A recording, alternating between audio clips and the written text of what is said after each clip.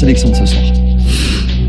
Si on ne veut pas accabler quelqu'un, on ne lui jettera pas la serviette, la pierre ou l'encre.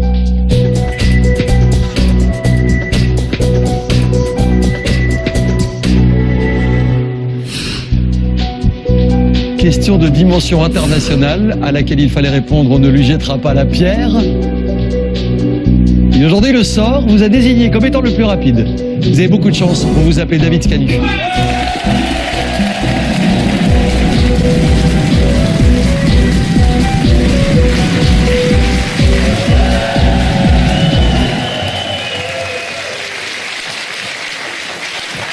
Quelle souplesse! Bonjour, Michel. Comment ça va? Très bien, vous-même. David, Oui. bienvenue. Merci. Fan de jeux vidéo, Un petit peu, oui. d'une certaine génération. Même de l'air récent. Bah, c'est la nôtre, hein, ça, carrément. Pac-Man, oui. Ouais, j'imagine. David Canu, agent de sécurité. Oui, tout à fait. D'accord, ça veut dire que vous gardez quoi exactement? Le vieux palais de justice de Bruxelles. Ah oui, ok, super. Beau bâtiment, hein. Oui, quand ça tombe pas en ruine, c'est bon. Oh, comment vous y allez? À part ça, par votre boulot, donc je l'ai dit, fan de jeux vidéo, fan de cinéma aussi? Oui.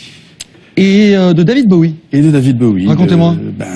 David Bowie. Au début, ça me disait pas grand-chose plus que ça. Et puis un jour, avec des amis, on avait écouté son dernier album. C'était dans les années 2000. Ouais. Donc c'était l'album Hours. Et là, je suis tombé en pamoison. Et depuis, j'ai à peu près tous ses albums à la maison. Ouais. Et j'arrête pas. Et du coup, vous vous êtes penché rétrospectivement sur l'histoire du personnage, qui a une vie, une carrière assez Phénoménal. exceptionnelle. Oui. Ouais. C'est vrai, c'est vrai. En passant de personnages complètement loufoques et imaginaires à un homme au fait d'une classe incroyable. Ouais.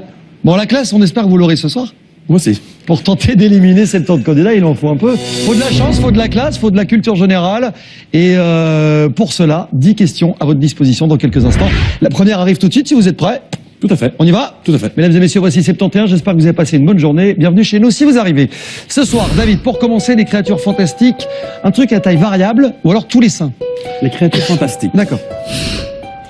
Alors, que manque-t-il au cyclope par rapport à une créature ordinaire? Une jambe, un bras ou un œil? Que manque-t-il au cyclope par rapport à quelqu'un de normal? Il lui manque. Un œil, le C. Réponse C, un œil. Voici les 100 premiers euros dans la caisse. Et voici donc les 100 premiers euros dans la caisse. C'est une bonne réponse, évidemment, l'œil du cyclope. Et du coin de l'œil, nous allons observer que sur les 70 invités de ce début de partie, il y en avait 3 qui n'avaient pas répondu dans le délai de 7 secondes. Ouais. Bon, on commence gentiment, David. Doucement. On découvre la deuxième étape. Et là, vous allez me dire. Sport automobile. Alors dites-moi, que n'a-t-on jamais vu sur une voiture de Formule 1? Des essuie-glaces, un rétroviseur ou 6 roues?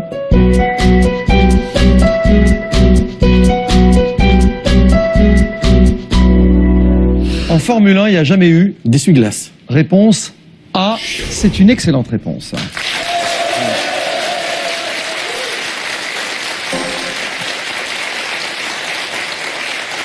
Et alors là, elle est subtile cette question et elle est piégée parce que je suis sûr qu'il y en a pas mal d'entre vous qui ont répondu 6 roues. Et ça date je crois que des années 70 ou 80. Il y a eu à un moment donné, je sais plus quelle marque, je me demande si c'est pas une marque française ou Lotus, je sais plus, qui faisait une voiture avec 6 roues. Effectivement, ça a eu lieu. C'était une Tyrrell. Voilà, on vient de me glisser l'info. Vous étiez 67. Combien de bonnes réponses? Ça va faire mal. Regardez ça. Voilà, bonne nouvelle David, vous venez d'éliminer 31 candidats grâce à cette question. Ça fait du bien. Et oui, on voit d'office beaucoup plus clair, ils sont 36 pour la troisième étape. Vous découvrez ça tout de suite. Et là vous dites. Oui, les oiseaux. Les oiseaux. Quel oiseau est l'emblème de la Nouvelle-Zélande selon vous? Le pélican, le condor ou le kiwi?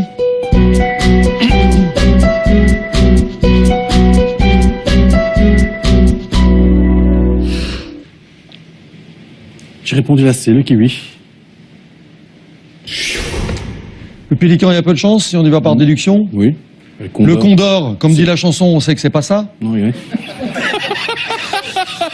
Et le kiwi, c'est correct. Voici 100 euros.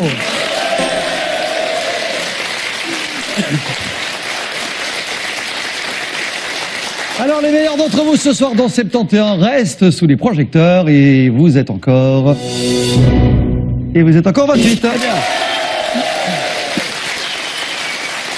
Bon, ça marche. Le blic est dispo dès maintenant. D'accord, c'est quand vous voulez. 200 € en jeu avec jeu de cartes hémisphère nord ou les petites bêtes. Les petites bêtes. Allons-y. David, lequel de ces noms de petites bêtes est de genre masculin?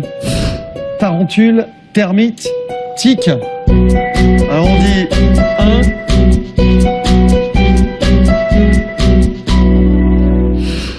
Un quoi? Je crois que je me suis trompé, mais j'ai mis tic, C.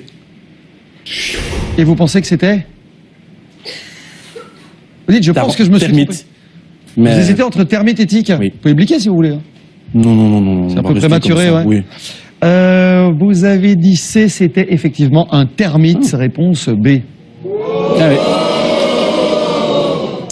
Et donc on va se retrouver dans quelques instants, juste après une courte page de pub, pour savoir qui va participer au deuxième round ce soir. L'aventure 71 de David ne fait que commencer. C'est comme votre soirée sur RTL. À tout de suite. 71 public, un candidat seul en plateau, et dans quelques minutes le journal de 19h, mais avant cela la deuxième manche de cette émission avec David ce soir qui tente d'éliminer encore 28 candidats. Ça se passe pas trop mal, vous n'avez pas commis d'erreur aussi quand avant même. Celle-ci. Avant celle-ci, puisque le termite était le seul nom de genre masculin parmi les 3 propositions qu'on vous formulait. Il y avait peut-être des erreurs dans le public aussi. La preuve, dans quelques instants pour la 5e étape, vous n'aurez face à vous que 13 et bientôt 14 d'entre eux. Alors, qui sera le 14e? Je pose la question, l'ordinateur désigne, et c'est lui qui répond. Il est complètement au hasard. Le 14e, c'est Xavier dans le penthouse. Je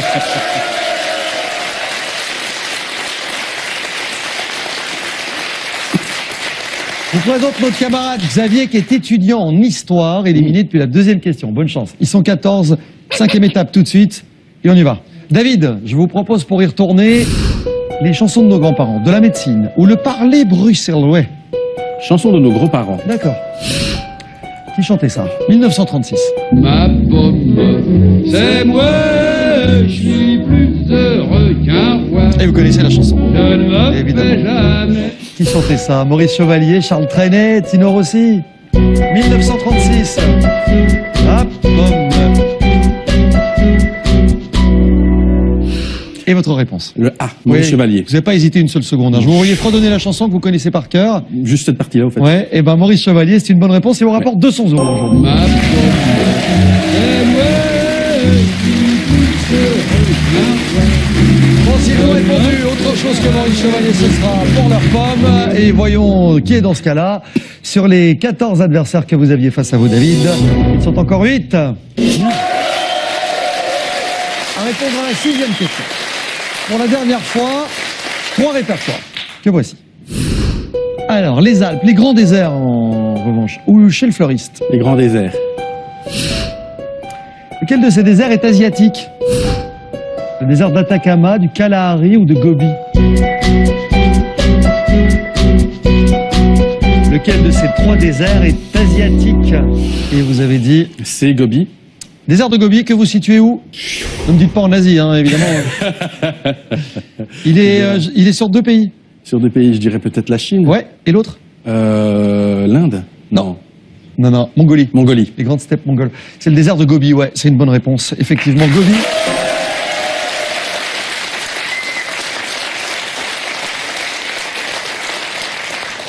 Vous pensez que ça a donné quoi? Un petit carnage. Ah ouais, vous pensez? Ouais. Désert de Gobi? Bien sûr. Bon, qui est privé de désert? Sur les 8. Il y en a que 5. Pardon, il y en a que 3 qui partent. Et il en reste quand même encore 5. Bon, les 5 meilleurs, a priori, sont, pour 3 d'entre eux, retraités, employés à la chambre de commerce et femmes au foyer. Vous avez le profil de tout le monde, d'accord? Oui. Pour les questions précises. Si vous faites bien les choses, normalement, il y a moyen d'y arriver. Hein. Ils sont que 5. 7e étape pour 400 €. Quelle mer reçoit les eaux du fleuve Elbe? Quel élément chimique a pour symbole AR? Je vous demanderai de compléter ce titre d'Edgar P. Jacobs, les 3 formules du professeur. Ouais. Nous dirons donc le B. Parce que vous connaissez la réponse? Oui. AR, c'est un symbole chimique pour l'arsenic, l'argent ou l'argon.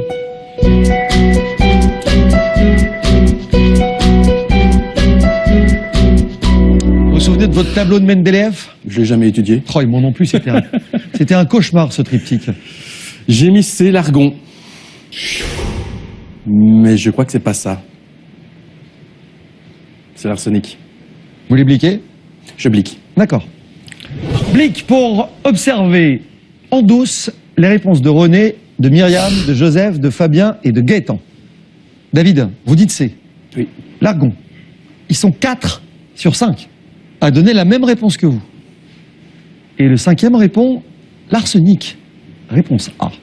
Je change de réponse et je mets l'arsenic. D'accord. Vous validez ce choix? Oui. C'est fait.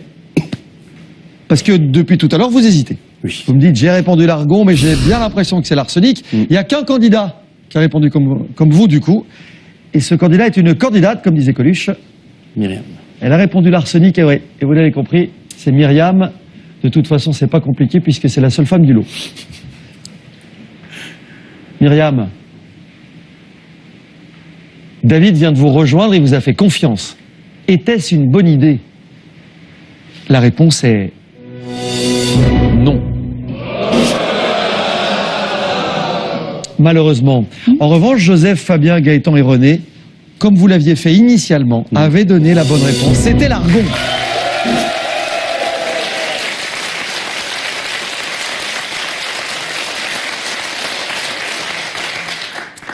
Et du coup, nous récupérons immédiatement un 5e camarade de jeu qui, pour remplacer Myriam aux côtés des 4 garçons, voici venir Eric. Eric Maca est chauffeur indépendant. Il vient de Crisnay, éliminé depuis la 3e question et il va tenter de s'accrocher pour aller au bout de cette émission ce soir. 8, 9 et 10, 3 questions nous restent à découvrir. Voici la 8e. Quel colorant naturel extrait-on de l'écorce des noix? Lequel de ces pilotes finlandais n'a jamais couru en Formule 1? Ou comment le dieu Hélios, le soleil, se déplaçait-il dans le ciel? La B. Des pilotes finlandais, lequel n'a jamais couru en Formule 1? Heikki Kovalainen, Tommi Mäkinen, Mika Häkkinen. Il n'a jamais piloté de F1. Puisqu'il a été sacré 4 fois champion du monde de rallye WRC. Tommi Mäkinen. Vous avez dit Tommi Mäkinen, réponse B, et ça vous rapporte 400 €.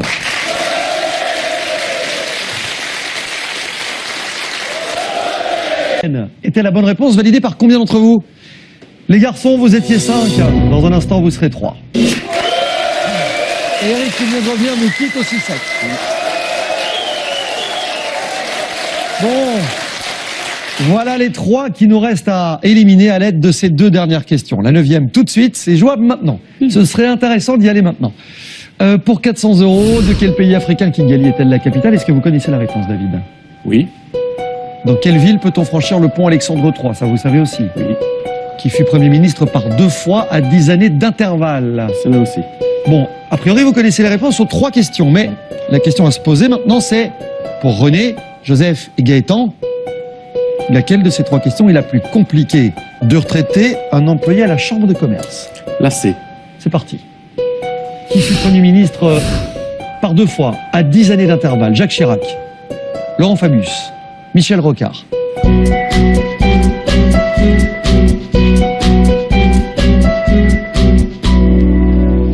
Premier ministre à 2 reprises. Laurent Fabius. Vous avez dit réponse B, Laurent Fabius. Qu'ont répondu René, Gaëtan et Joseph? C'est une place en finale qui se joue ce soir. Sur cette 9e et avant-dernière question, j'annonce que 2 d'entre vous avaient la bonne réponse. René et Gaëtan.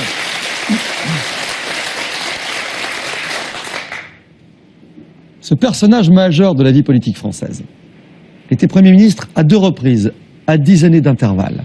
La première fois, de 1974 à 1976, sous Giscard. Et la seconde, de 86 à 88, donc, sous François Mitterrand. Il s'agissait de Jacques Chirac. Une erreur qui va peut-être coûter cher, parce que pour la dernière fois ce soir, nous récupérons quelqu'un, et ce quelqu'un sera peut-être le grand gagnant de cette partie, ou l'un de ceux-là. Et ce quelqu'un s'appelle Damien.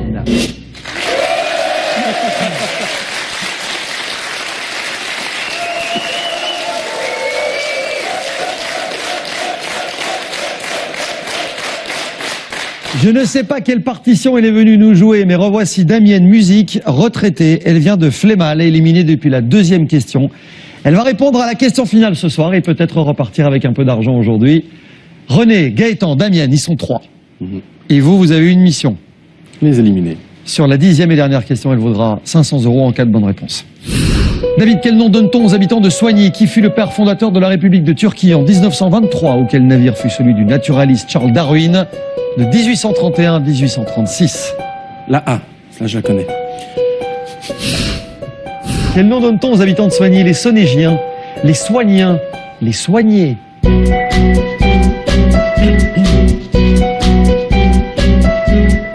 Est-ce que vous pensez sérieusement que c'était la question la plus compliquée des 3? Je crois pas, non. Stratégiquement, j'ai pas compris votre choix, mais après, c'est vous qui décidez. Hein. Vous avez dit